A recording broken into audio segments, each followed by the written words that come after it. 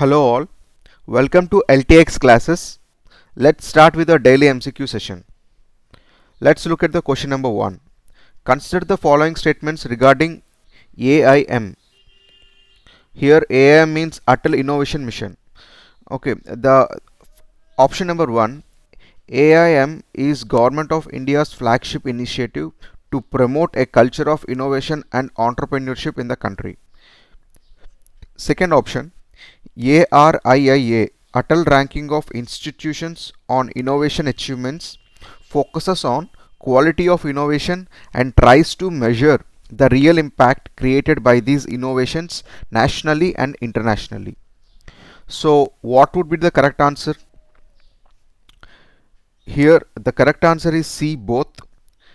Because as it is rightly mentioned, the statement A is correct because it tells about the significance of Atal Innovation Mission, and in the second statement, ARIIA briefly explains what are the rankings that were given to the achievements of these innovations. So now that we understood the question, let's see the context. If you see in this Hindu article, it mentioned about Atal Innovation Rankings. It also mentions about ARIIA. As we progress in the preparation, we need to look after few rankings to determine the capabilities and capacities of the institutions. The IISc, if you could see, the Indian Institute of Sciences, Bangalore, has been ranking in the top 5, in the top, some for that extent top 3 from the since the last 5 to 6 years. In addition to this, we have Q4 rankings. For those who follows about world rankings, they must be heard about Q4 rankings.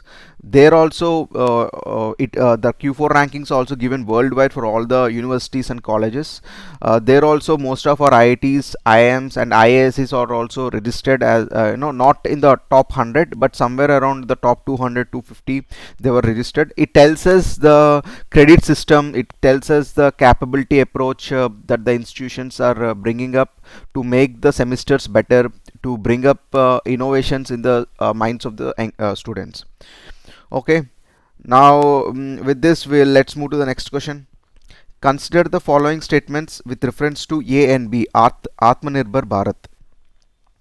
The president announced that an Atmanirbhar Bharat or a self-resilient India should stand 5 pillars.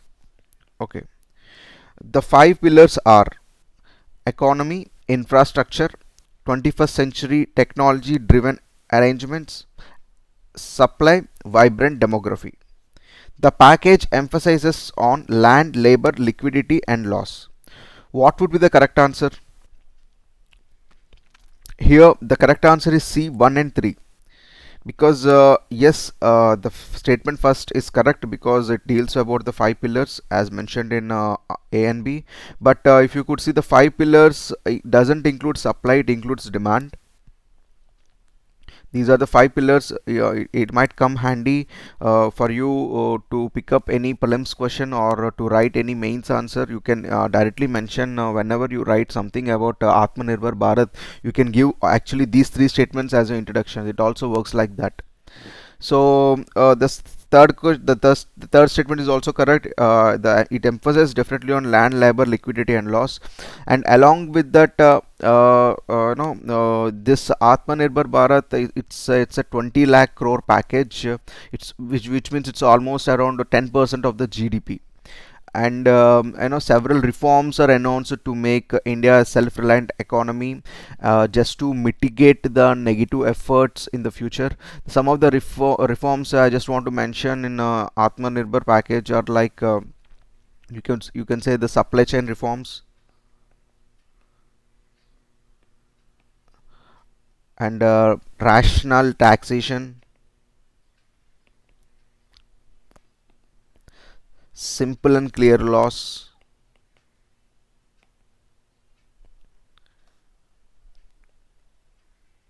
capable human resources. These are some of the reforms that were announced to mitigate the negative efforts in the future. So now that we understood the A and B and it postulates, let's see the reason behind asking this question. So if you could see here, mm, I'm sorry, somehow I messed up with the uh, picture, but the reason behind asking this question is the A and B details has been mentioned here. Okay, this is the question. See here, the A and B initiative has been mentioned as part of defense systems to be locally manufactured. The Defense Ministry notifies a list of 2,500 subsystems and components that have been listed localized. So now that we have the defense procurement export promotion policy that is being commenced, that's in the draft stage only, but most of our defense equipments now have been being made in our own country. You can call it as Atmanirbhar, but there is security reasons for that. It's better not to give our security inputs, defense inputs to other countries. It's always better to not remind in the indigenous industries only, rather than giving it for open. So this is as part of Atmanirbhar. Most of our defense equipments are being now manufactured locally. So that is the intention of this question. Let's look at the next question. Consider the following statements regarding WHO.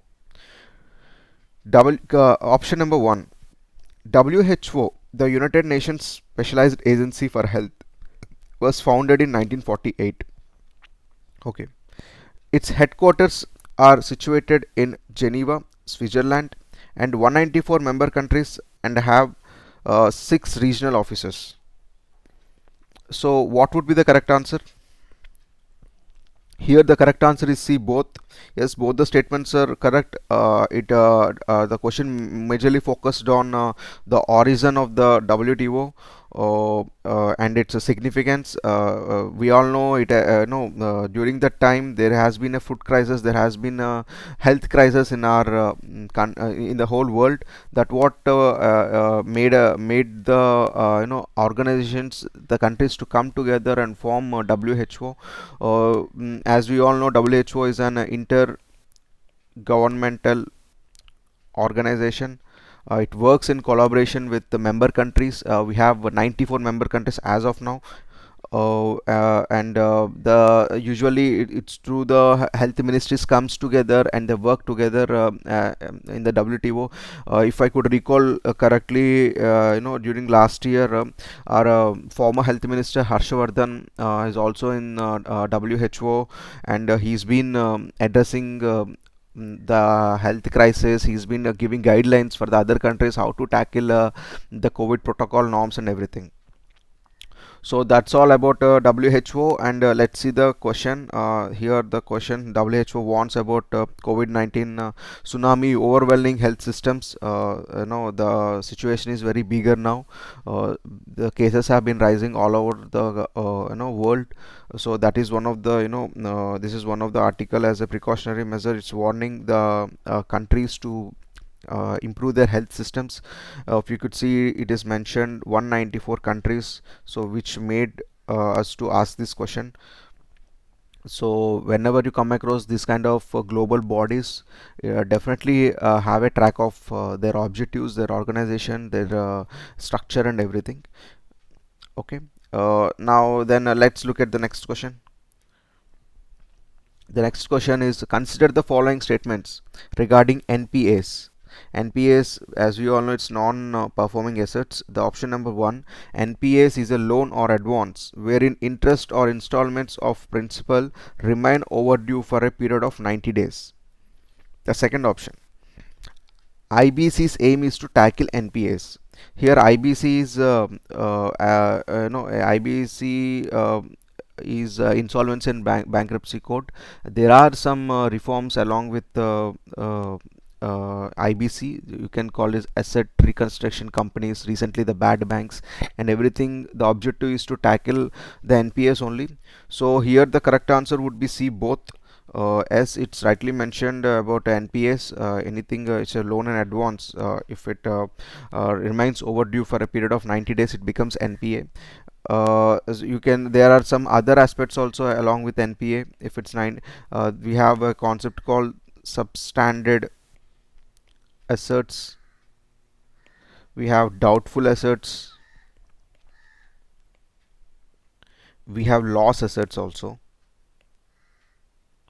The substandard is if there are any assets which have remained NPA for a period of less than or equal to 12 months. 12 months NPA, if they become so, they'll become substandard assets. So this doubtful assets are like if an asset is in the substandard category for a period of 12 months, so that will be doubtful assets. So these the loss assets are the assets or a little value, it can no longer continue as a bankable asset, they could be of some recovery value, that is the loss asset. So all these terms has to be known, because there is a definite understanding between these terms. We have to read these terms in a particular way, because every term has its own significance and prominence. Okay, let's look at the context here. The GNPS, it mentioned the bank GNPS means the gross NPS may rise to 9.5% by September. That is the one of the we got a radar regarding the rising of NPS by the physical stability report. So these are the things which prompted us to ask the question. So let's look at the last question. Consider the following statements. State Reorganization Act 1956. Belgavi was handed over to the Mysore state, which was renamed as Karnataka. Okay. The center government constituted the Mahajan Committee in 1966 to assess the situation. What would be the correct answer? Here the correct answer is 1 and 2. It's C, 1 and 2. Both the statements are correct in this aspect. Yes, Belgavi, now the tussle has been happening between Maharashtra and Karnataka regarding the interstate border.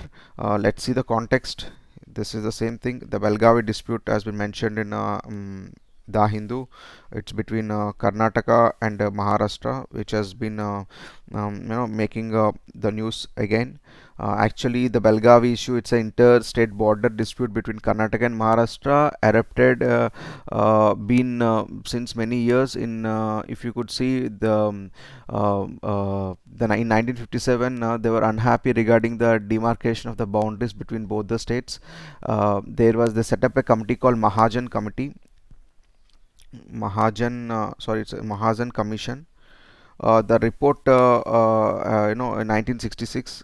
In 1966, see, the report had given said that there are like 8 to 114 villages now existing, and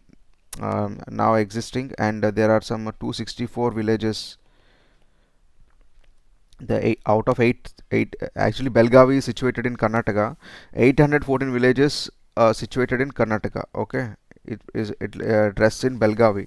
264 villages, the Mahajan Commission asked to transfer it to Maharashtra. So that is the report of the commission, but this has not been implemented. The Maharashtra government is asking to implement this commission report, whereas the Karnataka is very adamant in implementing the report. That's what make this place very disputable. So that's all for today. I hope you could make some sense out of all these questions. We are just picking up the questions from the necessitated articles in the Hindu daily. I hope these sessions are helping you. Please comment your doubts or anything you want to add to our sessions. All the best. Good luck.